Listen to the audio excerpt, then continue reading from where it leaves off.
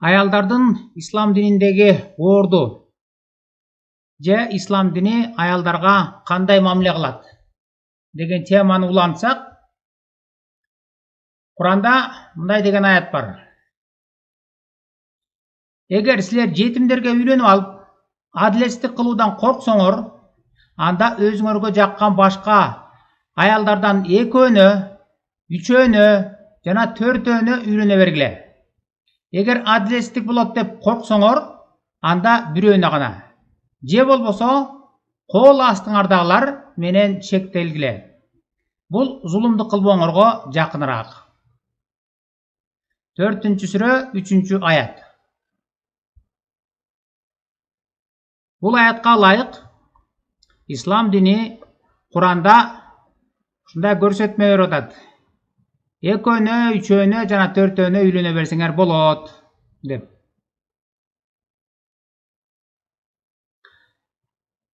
Өзүңөр билгендей, бизде азыр көп аялдуулукту активдүү пропаганда жүргүзүп, элдерди ушул көп аял алга дегенге үндөп атышат. Аны YouTube'га кирип карасаңар, көптөгөн ушул темага арналган видеолор бар, талкуулар бар, журналисттер алып барган. Биз ошолордун бирөөнө эле көңүл буруп көрөлүчү. Кандай күчтүү агитация жүрүп атат бизде азыр. Bizde Kırgızstan'da erkeklerden ayalдар 58 minge köp.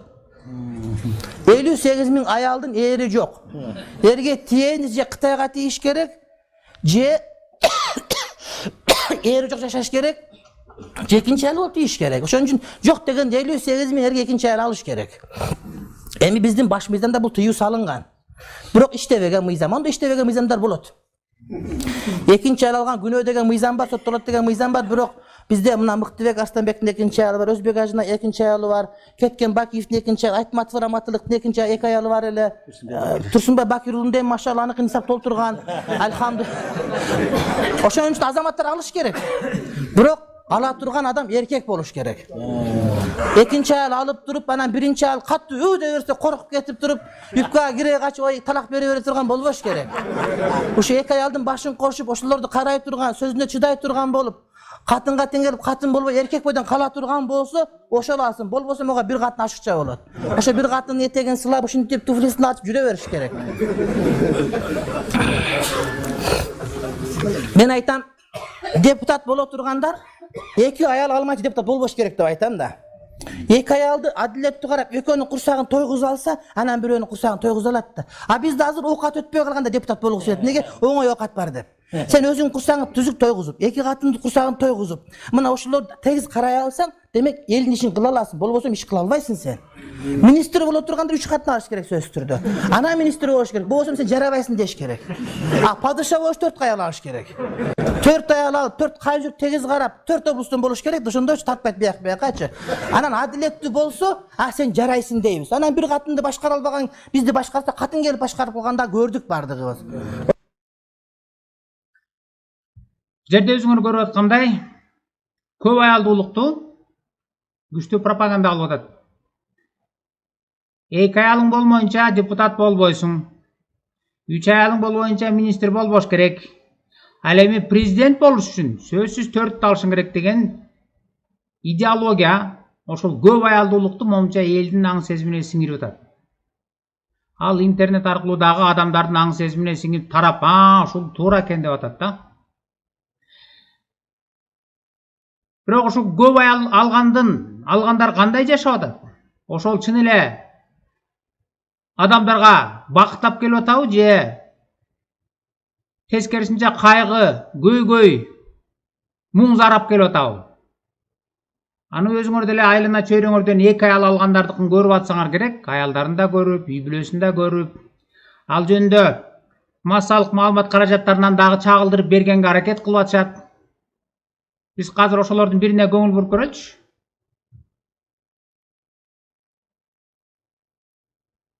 Барып алып жеп бири-бирине Сузак районунда Надира Рахматиллаева менен Атабек Рахматиллаевдердин турмуш курганына 21 жыл болгон. Ортодо 4 кыз, 1 уулу бар. Жумушсуздуктун айынан оор шартта күн кечирген үй бүлө башчысы Атабек мырза. Өткөн жылы Орусияга барып келген соң жубайынан жашырып, экинчи аялга үйлөнгөн айтылат. Жакында гана бул тууралуу кабар тапкан жубайы жана кыздары ортосунда талаш тартыш ызы чуу күн сайын орун алууда.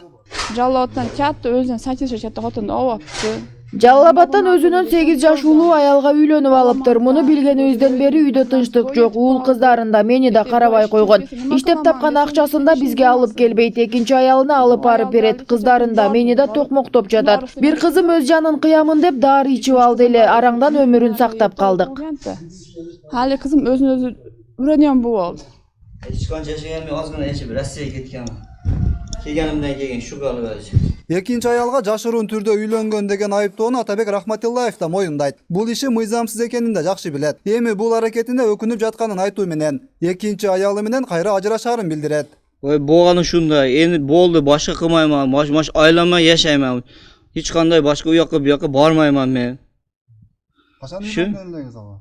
Болду, башка savol жооп бер. Акыркы учурларда өлкөдө эки аял маселеси түрдүү чыр менен коштолчу болду. Бул үй бүлө чырына да бир канча жолу айыл аксакалдары аралашып көрүп, бирок майнаптуу жыйынтык болгон эмес. Андык Өзүңөр биякта көргөндөй көп аял ал деген күчтүү агитациянын таасирине дуушар болгондордун үй бүлөлүк жашоосу ушундай болуп атат. Ажырашуу, ырчыр, араздашуу жаман акыбалдарга алып келип кептелип атышат. Бул эми ошол агитациянын таасиринин астында болгондор. Эми ошол күчтүү агитация кылып аткан Чубак ажы өзү дагы экинчи аял алып Кыргызстанга бүт дүң болду эле. Ошол экинчи аял алганда өзү кандай болду? Өзүнүн үй бүлөсүндө кандай тынчтык орнодубу? Ынтымак болдубу? Бак келдиби? Же тескерисинче болдубу? Ал жөнүндө дагы массалык маалымат каражаттарында чагылдырды эле. Биз ошолордун бирине көңүл буруп көрөлүчү азыр. Акыркы кездери Чубак ажы Жалиловдун жеке жашоосуна байланышкан маалыматтар интернет сайттар, телерадио гезиттерде кеңири жарыяланууда. Өзгөчө интернетте көп талкууланган темага айланды. Буга диний ишмердин экинчи жолу никеге турганын жарыялаганы себеп болгон. 8 декабрда болсо Чубак ажынын расмий жубайы Жалилова Гүлнурдун атынан делген кат жарыяланды. Ал катта байбичесинин өзү жана балдарынын өмүрүнөн кооптонуп жатканы айтылат. Мен Жалилова Гүлнур Турдалиевна 1980 жылы 17 июлда төрөлгөм. Жолдошум Жалилов Чубак Тажибаевич экөөбүз 17 жылдан бери жашап, ортобузда 5 балабыз бар. Мен өзүмдүн жана балдарымдын жашоосунан корком. Күйөөм экөөбүздүн жашообуз жакшы болбой жатат. Күйөөмдүн балдарды өлтүрөм, чычкандын уусун берип деген сөзүнөн улам корком. Бул адамдын тапанчасы да бар. Азыр болуп жаткан окуяларга мага жана балдарыма зыяны тийип калабы деп корком. Күйөөмдүн мен балдарым менен жашаган үйгө келишин каалабайм. Балдарыма айына бир эле жолу жолугушуусун каалайм. Балдарымдын башын айлантып, ушул окуялар окууларына терс таасирин тийгизип жатат. Тиешелүү органдар мага жардам беришиңерди суранам. Интернеттеги маалыматтарга таянсак, Гүлнур Жалилова аталган катты Сезим кризистик борборуна жолдогон. Аталган уюмдун жетекчиси Бүбүсара Рыскулованын айтымында, аларга Чубак ажынын жубайы Гүлнур Жалилова 1 ай мурда эле укуктук жардам сурап кайрылган. Бирок алар катты копиялуулугун сактап, коомчулукка чыгарган эмес. Рыскулова катты милиция, аялдардын укуктарын коргогон Мутакалим уюмунун жетекчиси Жамалбек Фронтбек кызы жана муфтияттын өкүлдөрү гана билгенин кошумчалады. МВД иликтеп аткандан кийин, ачык болуп калгандан кийин да бизге кайрылган. Бул жалаң эле Чубак ажынын зайыбы эмес, бизге 25 жылдан бери көп эле кишилер кайрылат. Бул купуя сыр дейт. Бизге кайрылган адам эгерде өзү айтса, мындай пресс-конференция берем, мен тажап бүттүм, ачык чыгам десе, только ошол маалда эле биз тиги ачыкка чыгара алабыз.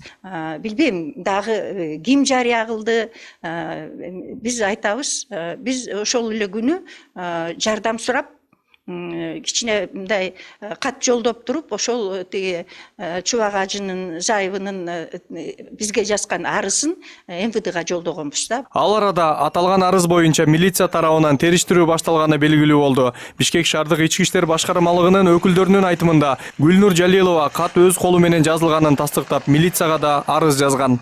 Милиция кызматкерлери деген ошол арызды текшерүү учурунда чакырып, ошон сүйлөшүп, аны менен андан дагы толугунан арыз алынган. Азыркы учурда деген арыз ушу Бишкек шаарында деген катталып, арыздын негизинде деген иштер каралып жатат. Өзү деген арызында деген кайрылган бир мааниси бар. Ал деген айткан сөздөрүндө ошо өзүнүн үй бүлөсүнө деген кордуктун эмесин көрүп жатам дегенден ошо бизден деген жардам сурап деп кайрылган да. Бул окуя боюнча Чубак ажы Жалилов менен байланышканыбызда ал комментарий берүүдөн баш тартып, убагы келгенде айтарын билдирүү менен чектелди. Ошол эле учурда жергиликтүү радиолордун биринде маалымат берип, аялынын арыз жазганын төгүндөгөн. Белгилей кетсек, буга чейин милиция Чубак ажы Жалиловдун экинчи аял алганы тууралуу билдирүүсү боюнча мурдагы муфтийди 2 жолу суракка чакырган. Ошондой эле диний аалымга өлкөдөн чыгууга тыюу салган. Мирбек Айтикеев, Нурбек Капаров, НТС.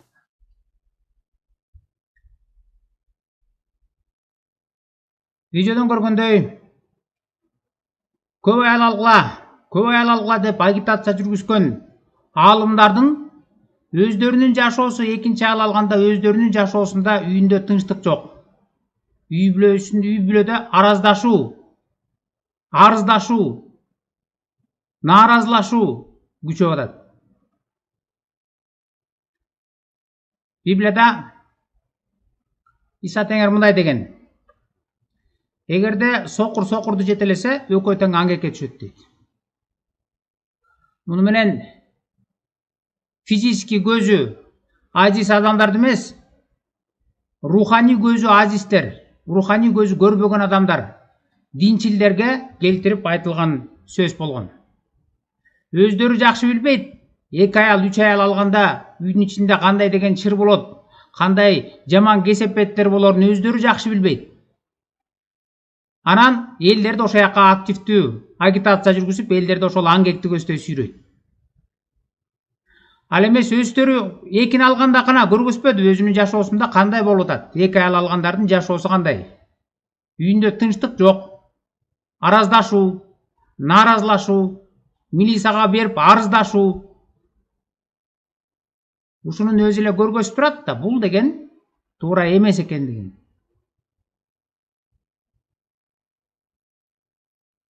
Бул көп аялдуулук туура эмес экендигин коомчулуктагы кээ бирлери түшүнүп, ошого каршы өзүнүн макул эместигин билдирүү аракетинде кээ бирлери пьеса жазып, кээ бирлери театрга коюп, кээ бири кино чыгарып, ушуга каршы пикирин көргөзгөнгө аракет кылып атышат.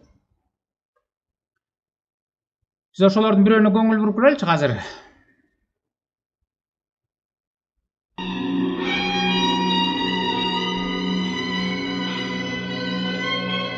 Мен сенин жалгызыңмын спектакли жанры боюнча психологиялык трагикомедия. Анда көп аял алуу маселеси, бийлик менен байлыктын ыплас жактары, айрым адамдардын ага карата каршылыгы баяндалат.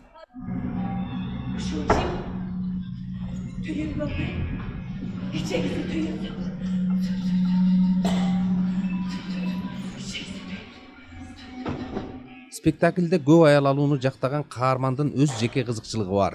Ал биздин күндөрдө 2 аялы менен жашап жаткан акчалуу саясатчылардын бири.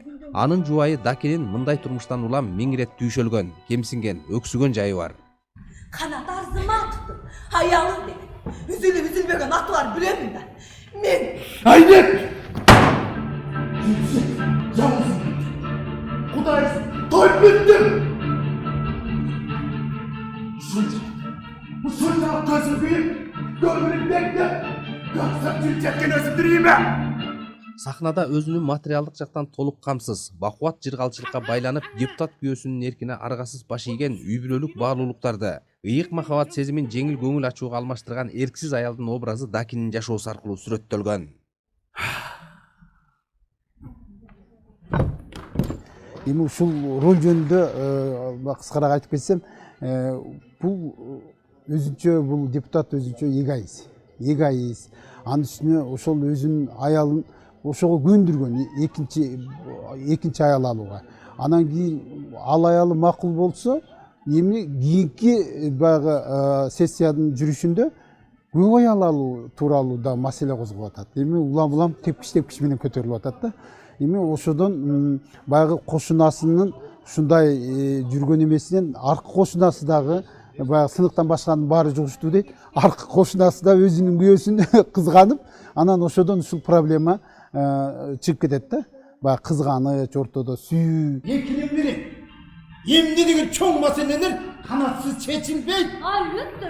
Спектакльде окуя эки үй бүлөнүн тегерегинде жүрөт. Анын бири байлыгы, бийлиги менен манчылкаган Аким аттуу депутаттын ыпластыкка баткан үй бүлөсү. Экинчиси аларга кошуна жашаган мамлекеттик жаш чиновник Канат менен Айнек. Убакыт өткөн сайын Канаттыда бийлик менен байлыктын азгырыгы адаштыра баштап, окуянын чечилишинде мындай жашоонугуна көңгүсү келбеген жубайы түбөлүк сүйүү, коомдун тазалыгы үчүн өз жанын өзү кыймак болот. Анан кийин баары бир сүйүү деген баягы адамдын жакшынакай эмеси, Айнектей таза. Жанагы авторлор аткарып аткан Канат өзүнүн ушу жумушун ушунчалык баалаган, өзүнүн ички дүйнөсү таза, жакшынакай жигит. Анан бирок баягы жумуш деп эле семьясын таштап койбой, же семья деп тигинтип, же жанагы бузукуларга кирип эки аял алам дегендей кылбаса дагы, бүт ошондой эменин баарын бул Жеңишгүл аябай жакшы жазган экен да буну, аябай адамды ойното турган. Сонун муну могу кийинки жаштар азыр деле ушу бүт эл келип көрө турган окуяларды камтыган экен. Султан Ибраимов атындагы Ош улуттук кыргыз драма театры сахналаштырган спектаклдин режиссеру акыркы кезде спектаклдей окуяларга өзү көп жолу күбө болуп жүргөнүн жана алар сахнада чыныгы турмушту чагылдырууга өбөлгө түзгөнүн белгиледи. Себеби дегенде биз депутат болобу, башка болобу, байлыгына чиренгендер ушондойго барып эле атпайбы? Бизде мен таң калам да бар. Анан ал адамдар чындап келгенде, эгер 3-4 үй деле алып коюп, ошол 3-4 үйдө кайсы байлыгын деле алыпты деген нерселер көп эме атат да. Мен ойлойм да, өзүмдүн жеке көз карашым, мен көп кездештирдим ошондой адамдарды. Үйдөн үйдү алып коет, аялдан аялды алып коюп атат. Керек болсо кызындай болгон. Ошол эле чындап айтканда байлар, депутаттар, бизнесмендер колунда барлар. Ошолор кызындай болгон кыздарды деле баш кошуп атышпайбы? Театр сүйүүчүлөр спектаклде кыргыз коомундагы актуалдуу маселе көрсөтүлүп, бүгүнкү саясий элитага көнүмүш болуп калган көрүнүштү ачык сындаганы менен мыкты болду деп баалашты. Анткени адамда принцип болуш керек. Адамда таза сүйүү болуш керек. Адам ушинтип эле ар жака бер жака чайпала берген бул нукура жан дүйнөңдөгү тазалыктын булганып калышы деген ойго келем да. Баары бир адамда бир принцип тазалык жашоого бир өзүнүн бир багыты менен кеткен жакшы экен. Пьесанын автору Жеңишгүл Өзбекова "Мен сенин жалгызыңмын" драмасын мындан 20 жылдай мурун жазган экен. Бирок бул көрүнүш азыр кыргыз коомунда мурдагыдан да актуалдуу бойдон калганына таңданды. Бул пьесанын жазылганына 22 жыл болду. Баягы легендарлуу парламент көп аял алуу деген мыйзамдаштырам дегенде эле ушул бир мындай протест катары чыкканда, анан кийин ошондон кийин эми бул жерде саясат эмес, бул жерде сүйүү жатат да. Анан ошону бир коюп бергилечи деп көптөгөн эркек режиссерлорго кайрылдым да. Анан койдура албай койдум. Анан кандайдыр бир морики ошондо башталган маселе бүгүнкү күнгө чейин эле кайра жаңырып, кайра улам бир кийинки муун көтөрүп чыгып эле ушундай болуп атпайбы? Анан биздин айланайын бир артка кетебизби же кандай болот? Же бир башка өлкөгө айланабызбы? Биз светтик мамлекет болсок.